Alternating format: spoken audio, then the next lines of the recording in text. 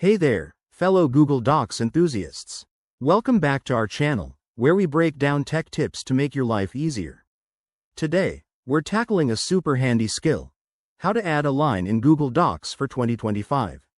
Whether you're sprucing up a professional report, separating sections in an essay, or just adding some visual flair, this quick guide will have you sorted in no time.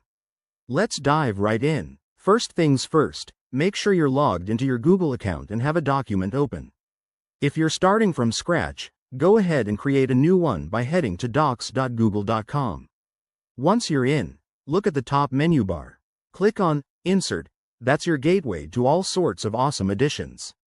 From the drop-down menu, you'll see an option for horizontal line. Go ahead and select that, and boom! A clean, straight line will appear right where your cursor is. It's that simple for a basic separator. But what if you want something more customized? That's where the drawing tool comes in.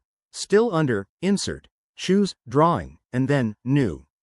This opens up a canvas where you can use the line tool to draw exactly what you need: thick, thin, dashed, or even at an angle.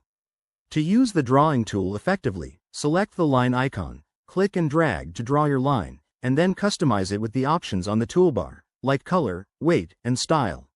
Once you're happy, hit Save and Close, and your line will pop into your document. Pro tip: if you're dealing with multiple lines or need to align them perfectly, use the grid lines in the drawing editor for precision.